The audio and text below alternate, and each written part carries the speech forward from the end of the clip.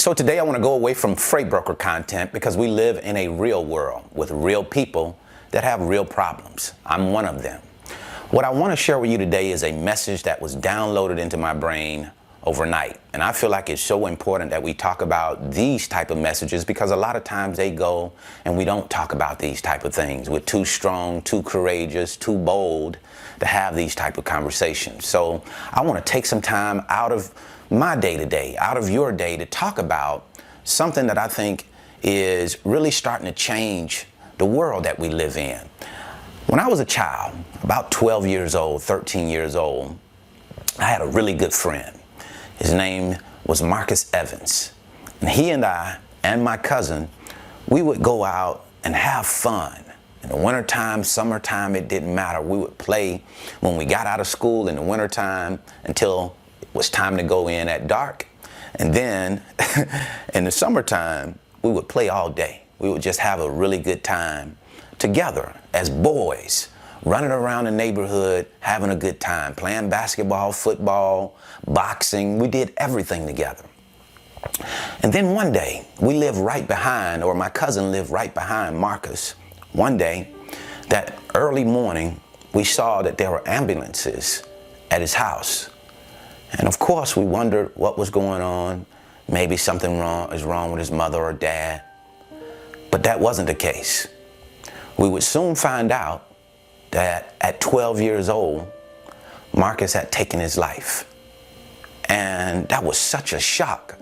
That was the first time in my life that I had been introduced to death, especially someone that was close to me. That's the first time I can remember somebody that close to me dying.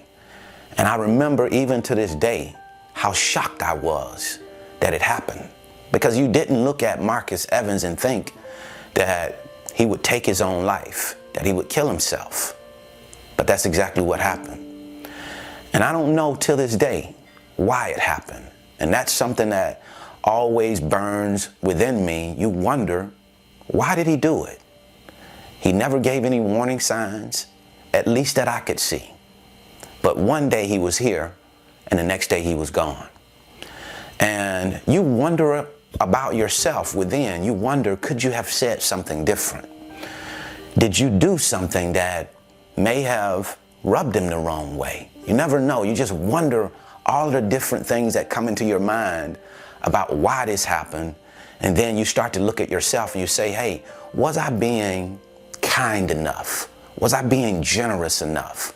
Who am I? What are the type of person that I was to him? How did he see me? So you start to really look at yourself when something like that happens. But I don't think we should wait until something like that happens.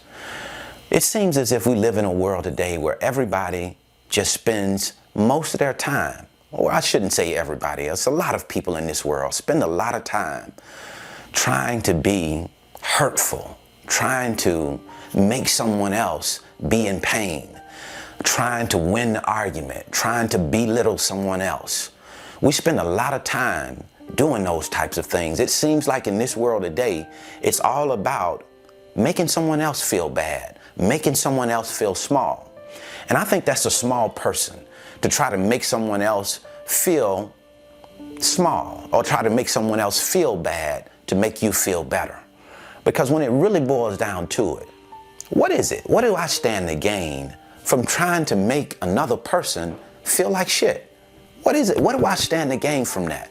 Absolutely nothing.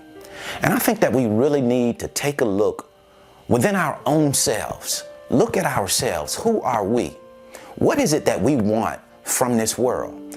And how genuine of a person are you really? Do you really take the time out of your day when you ask someone, how are you today? Are you just doing that as a part of the repetitious thing that we do every day to say, oh, how are you? What's going on? But do you really want to get to know how that person really is?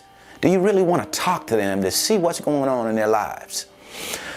I think that's something that we really need to look at and make a conscious effort to stop being so cruel, stop being so nasty to other people. You know, I heard people say when I was younger, If you don't have something good to say to someone, how about not saying anything at all? How often do you practice that rule? If you don't have something nice to say to a person, just don't say anything at all. But I would challenge you to have something nice to say, to have the attitude within you that wants to see other people flourish. You want to pour water on their flower to help them grow. Why would you want to do anything else to take away from someone else?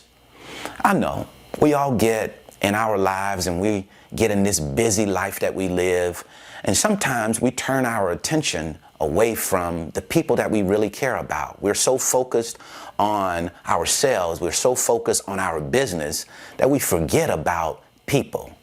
And what I want you to know in this message today is that this world needs all of us in order for it to be a harmonious world, a world that's in harmony. We need all to be thoughtful, mindful of each other.